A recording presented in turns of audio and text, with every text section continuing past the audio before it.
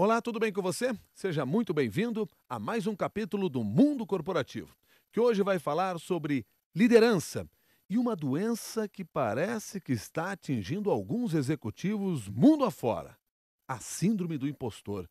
Você sabe o que é isso? Pois nós vamos falar sobre esse assunto aqui no Mundo Corporativo com a coach Eva Rich Pontes, que é diretora da Fênix Coach, uma empresa de coaching, e dedicada também a esse tema. Eva, eu falei aqui em síndrome do impostor e eu quero que você explique para nós o que é isto. É um fenômeno que atinge pessoas que têm sucesso e que não conseguem se apropriar do seu próprio sucesso e que acreditam sempre para fatores externos a razão do seu sucesso. E a gente sabe que sucesso é uma mistura das duas coisas. Tem o seu esforço, tem a oportunidade que se faz. Mas essas pessoas, elas sempre acham que foi oportunidade, foi sorte e não conseguem se apropriar do seu próprio esforço, do seu próprio mérito. Então elas sofrem com isso. Elas se sentem enganando pessoas e por isso que foi dado o nome de síndrome do impostor ou síndrome de fraude. Eu falei aqui em líder e executivo, mas isso pode acontecer com qualquer profissional na carreira? Sim, até com estudantes também, né?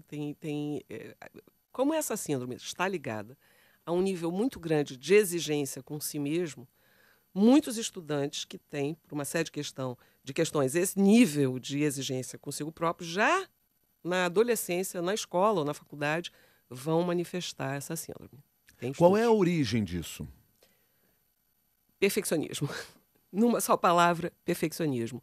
É uma necessidade de ser perfeito, de não errar, de se sentir gostado ou valorizado pelo que você entrega com perfeição, pela imagem que você projeta de nunca errar.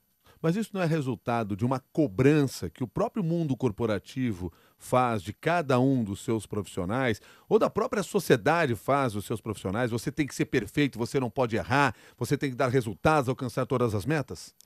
Concordo com você. O ambiente estimula muito e cada vez mais a expressão dessa síndrome. Ela foi identificada nos anos 70 e quando ela foi identificada, ela era mais localizada, achava-se que era só com mulheres.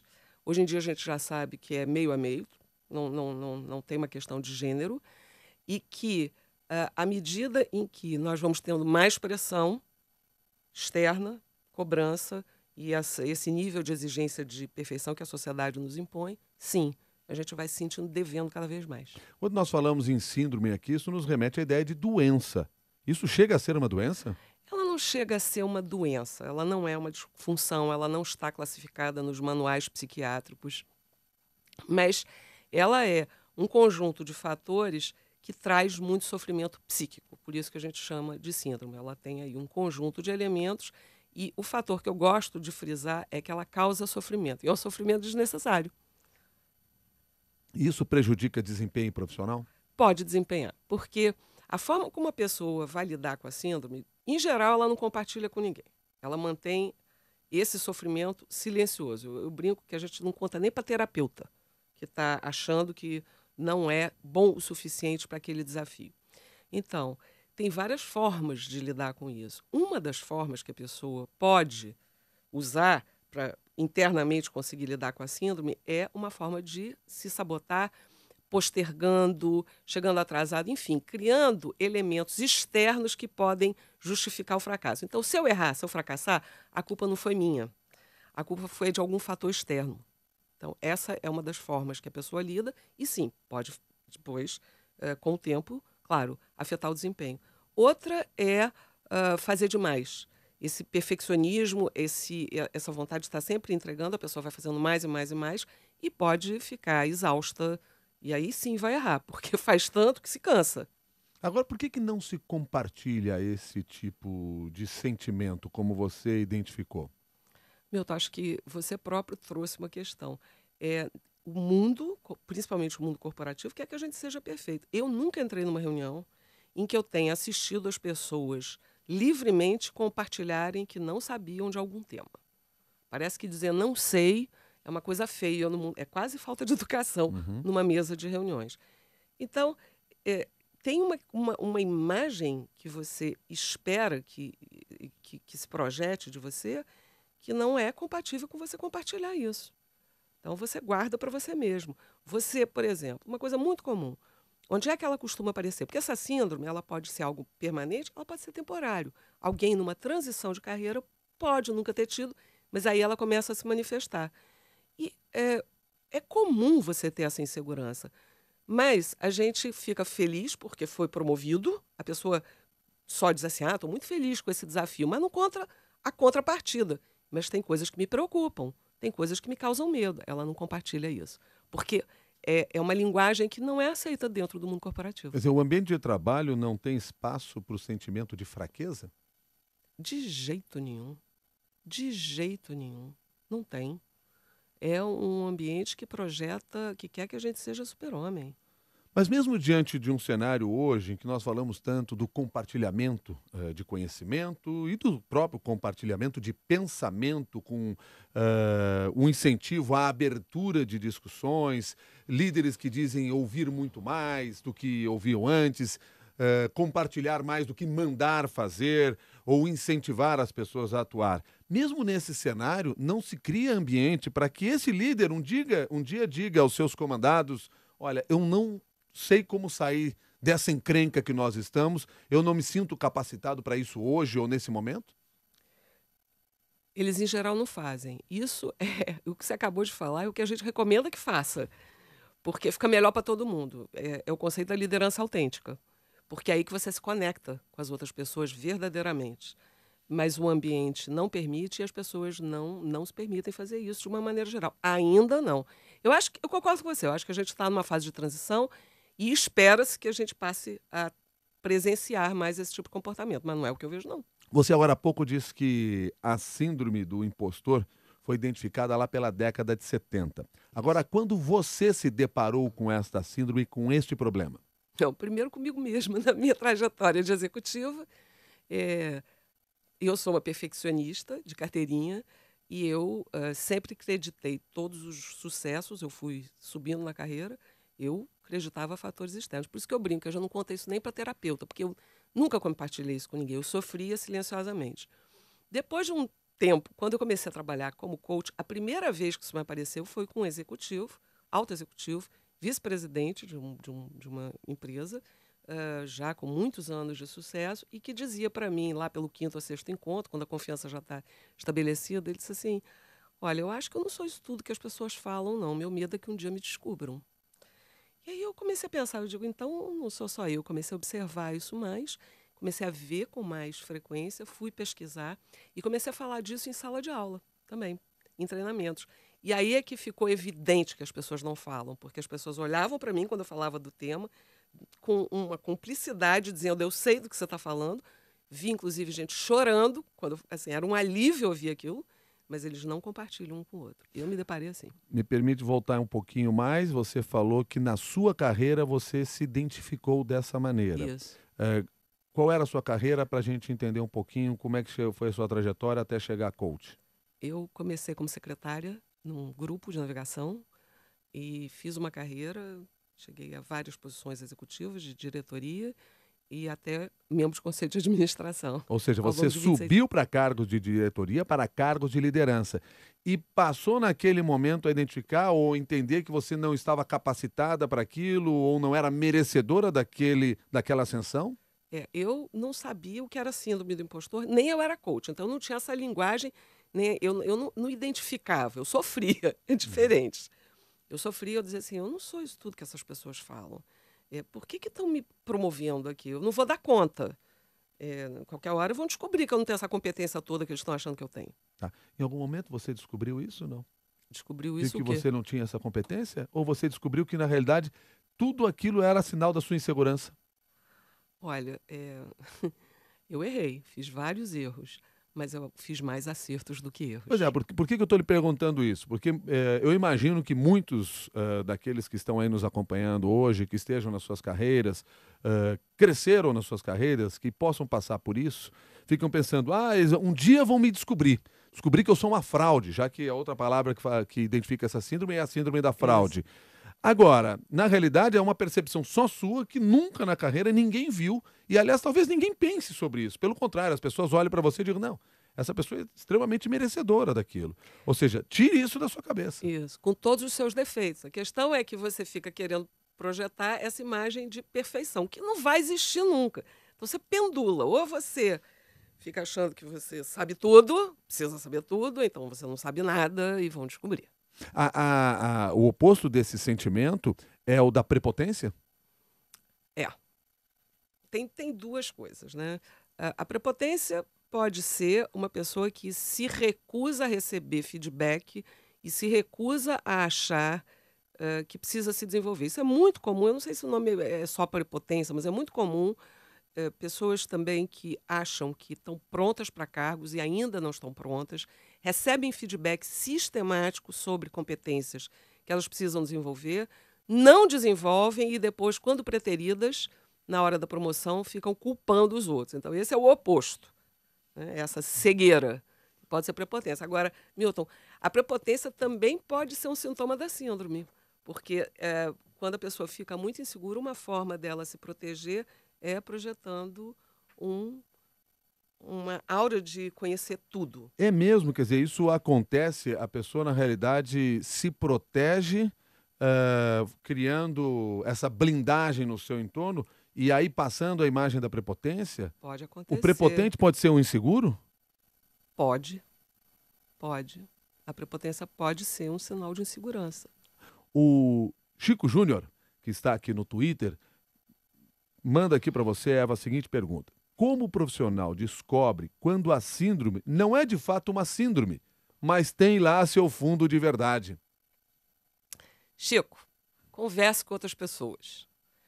Nós somos as piores pessoas para fazermos avaliação de nós mesmos, para o bem e para o mal, para as nossas qualidades e para os nossos defeitos. Então, converse com as pessoas. Se as pessoas estão te dizendo que você não está pronto para uma posição, que você não tem o que contribuir ainda, que você precisa desenvolver a competência A ou B, ouça essas pessoas. Se elas dizem isso sistematicamente. Eu não falo de feedbacks isolados, mas eu falo da gente buscar, às vezes com palavras diferentes, a gente está recebendo uma essência que é igual. E é isso que a gente tem que procurar. Você, como coach, hoje consegue identificar essas características da síndrome? Ou você ainda depende de que em um determinado momento aquele profissional se revele para você, numa conversa individual, dos problemas que ele vem enfrentando, das fraquezas que ele vem identificando? Eu tenho uma escuta para essa síndrome, né? Quando eu estou diante de pessoas que falam de perfeccionismo, eu já começo a ficar com essa escuta antenada, mas eu vou realmente perceber que a síndrome está ali instalada a partir dos elementos que a pessoa vai falando. Ela, às vezes, não diz com essas palavras todas que a gente já mencionou, eu tenho medo de ser descoberto, mas ela vai dizer de outras maneiras. Ela vai dizer assim, eu não sei se eu sou a pessoa certa para essa posição. Acho que me faltam conhecimentos técnicos. Eu tenho conhecimentos técnicos de uma determinada área e não tenho de outras. Então, você vai ouvindo isso de diversas formas. Isso é muito comum de acontecer. Uma pessoa que tem uma carreira de sucesso na área técnica, de repente ele vai subindo e passa a ser um líder. E começa a identificar que ele não tem conhecimento técnico de outras áreas da qual ele será líder também. Isso dificulta o trabalho dele ou essa é uma visão errada desse profissional? É uma visão que vai atrapalhar esse profissional. Quanto mais você sobe na sua carreira, relativamente mais tempo você vai investir em relacionamentos interpessoais e menos tempo na parte técnica. Então, à medida que a pessoa vai subindo, ela tem que ir se desprendendo e não querer dominar a técnica que ela não conhece. Isso só vai atrapalhar. Mas, porque as pessoas não têm essa compreensão, isso pode causar síndrome também. Identificado o problema por você, que tipo de trabalho você faz para que as pessoas possam rever essa sua posição e mudar esse comportamento dentro da empresa, esse comportamento consigo mesmo? Fazer um trabalho de olhar também o lado cheio do copo. Quando você está vítima da síndrome, você só está olhando o que você não tem. O que eu não tenho. Eu não tenho conhecimento técnico, não tenho isso, não. Mas o que é que você tem para o cargo? E se apropriar da trajetória de sucesso. Me conta um pouco do que você já fez e por que você acha que deu certo. E o que você aprendeu e que você pode usar aqui. No coaching, a gente usa muito a questão do aprendizado. A gente entende que nós somos eternos aprendizes nessa vida, a gente nunca vai estar pronto, a gente está sempre aprendendo e a gente pode transferir conhecimentos, habilidades de uma experiência para outra. Então, no coaching, você vai trabalhar muito isso, para que a pessoa se aproprie daquilo que ela tem para contribuir para o cargo. O que você tem percebido nessa sua carreira como coach é que é possível transformar esse profissional, fazer com que ele deixe de lado esse pensamento? É possível diminuir o sofrimento. O coaching dificilmente vai conseguir tratar do perfeccionismo. Isso é uma coisa que tem que ser tratada em terapia. Mas a expressão desse perfeccionismo no ambiente de trabalho e o sofrimento que ele está trazendo, isso a gente pode tratar sim no coaching. De que maneira as empresas poderiam ajudar os seus profissionais para que eles não enfrentem esse tipo de problema? Milton, a gente podia assim, ficar até amanhã conversando. Né? Em primeiro lugar, uma das coisas que eu acho mais curiosas é que as empresas querem que todos os seus, desde do funcionário técnico até o mais alto executivo, tenham o pensamento empreendedor e inovador, mas não tem margem para erro. Não pode errar. Então, como é que você inova sem errar? Como é que você aprende sem errar? A primeira coisa que eu acho que deveria existir é uma conscientização de que nós somos todos aprendizes. Alguns já estão mais à frente, alguns aprendizados, outros não. Mas criar um ambiente em que a gente possa falar de insegurança, de erro. Errei, está aqui, o que eu faço? Estou com medo de errar, como é que eu faço? O Fábio Freire mandou aqui a seguinte pergunta pelo e-mail também. Você disse agora há pouco, Eva, que você sofreu desta síndrome. Como que você a identificou e como é que você se curou dela? Não me curei, não me curei. Sofro dela até hoje e só identifiquei quando eu fui estudar, porque como coach eu comecei a perceber isso em outros, em outros executivos, eu falei assim, bom, então peraí, isso existe. E comecei a pesquisar. Agora, não me curei. Até hoje a gente faz auto-coaching até a página 5. Eu não vou dizer que a gente consiga ser coach de si mesmo. Para isso que a gente tem mentor, supervisor, eu levo isso para a supervisão. É algo com o que eu vou ter que me preocupar para sempre. Por exemplo, vou dar um exemplo. Fábio, né? Isso. Fábio Freire. Fábio, eu disse antes que a pessoa que é vítima da síndrome, ela, às vezes, uma das formas de lidar é ela fazer em excesso. Né? Eu ontem estava relendo material, eu já li muito sobre isso. Ontem eu estava relendo material para falar desse hoje. Então, uma preocupação de você estar sempre se melhorando. Agora, isso por si só não é ruim, porque te ajuda a se desenvolver também. A gente não pode ver só o lado ruim. Mas o que a gente tem que tomar cuidado é com o sofrimento. Então, quando eu me vejo querendo ler demais, eu digo, aí eu relaxo e digo, deixa eu ler um livro, eu já sei desse assunto. Eu me pego ali, 10 minutos, eu digo, pronto, eu já sei o suficiente desse assunto. Só para dar o depoimento. Dosar certamente essa cobrança talvez seja o segredo para que as coisas deem certo, a gente não passe sofrimento tão grande Isso. e não perca a produtividade, caindo até na depressão. Exatamente. Tem que se conhecer. É a primeira coisa. Você tem que se conhecer, saber o que você está fazendo com você mesmo. Vale a pena aquela energia toda que você gasta? Porque uma coisa é bacana você se preparar. Você querer se superar, você querer ser melhor hoje do que você foi ontem. Isso é jornada de crescimento e de aprendizado. Outra é você ficar se cobrando. Nos trabalhos que você tem realizado com diferentes empresários, executivos, líderes, enfim, profissionais em diferentes postos, que outras questões com as quais você tem se deparado e que você vê como problemas até para que você consiga se desenvolver na carreira? Que outros desafios estas pessoas estão enfrentando no seu dia a dia? Bom, um desafio muito comum no meio da carreira é delegar. Quem já está no topo da carreira aprendeu, porque senão não tinha chegado lá. Mas no meio da carreira, o desafio mais comum que eu encontro, e também com empreendedores, é delegar. Delegar tarefas. Delegar tarefas. Perder o controle, abrir mão, não é perder, abrir mão de ter o controle de cada detalhe. E deixar o outro fazer do jeito que ele quer. E deixar o outro se desenvolver através de tarefas que você estaria fazendo. Tá. E aí faz o que para resolver esse problema? Começa a mandar em todo mundo? Qual é o comportamento? A pessoa vai centralizando cada vez mais e, às vezes, vai trabalhando até 1 hora da manhã, né? Aí vai 2, 3 Sim, e mas vai. aí faz o quê para mudar esse comportamento? Bom, aí tem que entender o seguinte: a primeira coisa é, quando a gente era líder de nós mesmos, tem um modelo, que é o modelo do pipeline da liderança, que ensina o seguinte: à medida que você vai progredindo na carreira, você vai mudando a forma como você administra o seu tempo, as habilidades que você desenvolve, aquilo que você valoriza. Então, delegar você precisa aprender desde o momento que você deixa de ser líder de você mesmo, um técnico, para ser líder de pessoas.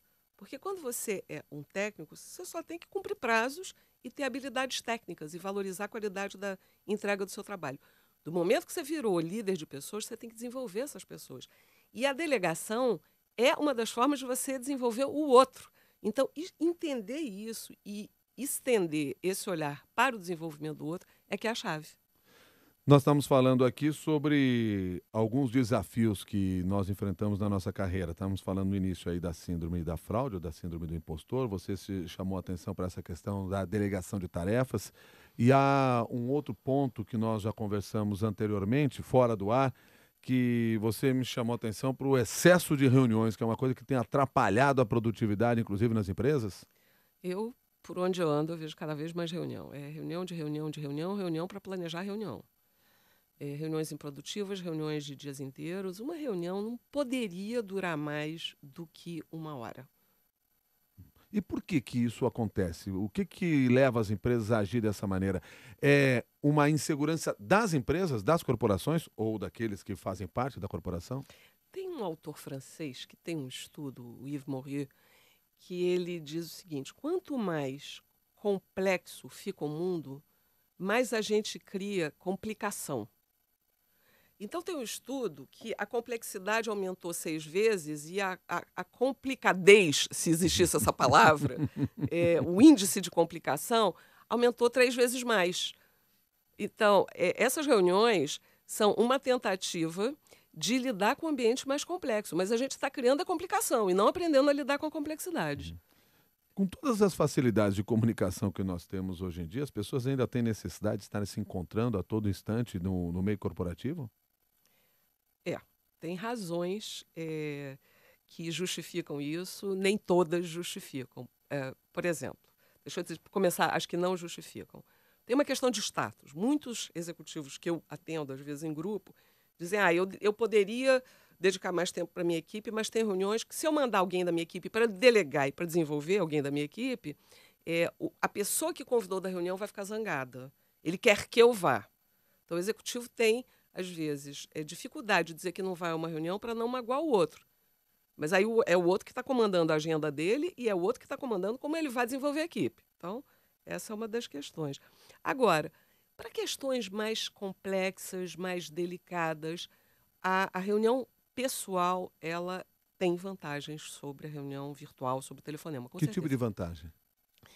É que a gente estava começando a conversar antes de entrar no ar, né? O cérebro, se você dividisse ele para efeitos didáticos em 3 partes, tem uma parte que a gente chama que é o reptiliano, que cuida dos seus instintos de sobrevivência e está lá funcionando para cuidar de você. Inclusive, você está aqui, está respirando, esse sistema está lá cuidando de você para você sobreviver. O segundo é o sistema que a gente chama límbico, que é o centro das emoções, da memória, do humor, dos hormônios, e tem o cortical, que é onde está a nossa capacidade de raciocínio abstrato. É o equipamento que nós humanos temos de mais inovador na evolução de espécie. O sistema límbico, que é o centro das emoções, ele é um sistema aberto. Nós somos animais sociais. Então, ele fica monitorando inconscientemente o ambiente e os límbicos se falam e se regulam um ao outro. Então, quando você está com uma outra pessoa pessoalmente, é muito mais fácil de você estar em conexão com essa pessoa. Isso está um pouco ligado, então, ao tema que o Marcelo Bíscola traz no nosso grupo de debates lá no LinkedIn. O Marcelo diz assim: Milton, pergunta para Eva se ela tem algum estudo com a conectividade entre as energias geradas pelo cérebro entre as pessoas quando elas estão em sintonia com o mesmo propósito. Existe realmente resultados a partir desta conectividade e as pessoas todas migrando para o mesmo pensamento? Os estudos mais recentes dizem que sim. Os cérebros vão se falar, para o bem e para o mal. Então, se as pessoas se colocam dentro da mesma intenção, dentro de uma vibração energética, porque isso existe, energia existe, nós somos feitos de energia, eles estão sintonizando. Se isso vai mudar o mundo, isso a gente não tem essa resposta ainda. Mas que essa sintonia existe, isso está provado. E aí entra essa questão positiva que ele está trazendo aqui, porque Sim. são cérebros conectados numa mesma direção, isso faz com que haja avanço. Agora, quando nós estamos em posições opostas, isso dificulta o desenvolvimento. Quer dizer, o outro lado dessa história. Porque um límbico vai regular o outro, os batimentos cardíacos são alterados um pelo outro. Existe um estudo super interessante que mostra, inclusive, que crianças e mães dormindo na mesma cama, com a proximidade física, uma regula o batimento da outra, batimento cardíaco. Bom, então alguém vai buscar esse conhecimento científico para justificar o excesso de reuniões nas empresas. Pois é, mas o problema é que é para o mal também, porque se eu entro ansioso numa reunião achando que eu não devia estar aqui, eu também estou passando essa ansiedade. Por isso que eu falei, é para o bem e para o mal, Milton. Então fiquem alertas com essa situação. Eva, nós estamos chegando ao final aqui dessa nossa conversa e eu queria que você apresentasse aqui um resumo disso que nós conversamos, mostrando essa questão da síndrome do impostor, que foi a origem do nosso bate-papo hoje no mundo corporativo, e caminhos para as pessoas que estão nos acompanhando para tentar evitar esse processo, ou principalmente para tentar identificar quando elas estão enfrentando isso e mudar para não perder produtividade, não cair em depressão, enfim, no mínimo para ter uma vida saudável. Para ter uma vida saudável, a gente vai ter que abrir mão da noção de que a gente vai ser perfeito ou 100% feliz. Aceitar a nossa humanidade, aceitar a nossa vulnerabilidade são os caminhos para a gente sofrer menos nessa vida. E principalmente no mundo corporativo, que exige essa imagem de sabe tudo, não embarque nessa. Você seja cada vez uma edição melhor de você mesmo.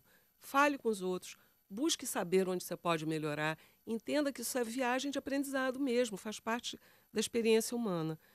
Esse é o recado que eu deixaria. Autoconhecimento. Autoconhecimento será sempre, Milton, e todos. Para Tá todo certo. mundo, é a chave de tudo.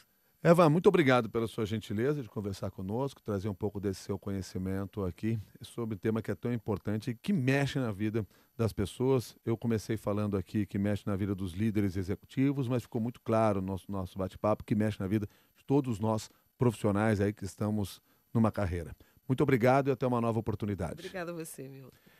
Nós conversamos hoje com a Eva Hirsch Pontes, que é coach executiva, diretora da Fênix Coach, empresa de coaching, e que trouxe o tema Síndrome do Impostor, ou a Síndrome da Fraude. A você que participou do programa, nos assistindo ao vivo ou com perguntas, nosso muito obrigado. Lembrando sempre que você pode pegar esse assunto, levar para suas redes sociais e se quiser compartilhar a sua ideia lá no nosso grupo de discussões no LinkedIn, pode ir até lá. Mundo Corporativo da CBN, lá no LinkedIn. Só trocar informações por lá já vai ajudar bastante, porque nós vamos estar compartilhando esse conhecimento. Combinado assim? Até uma próxima oportunidade.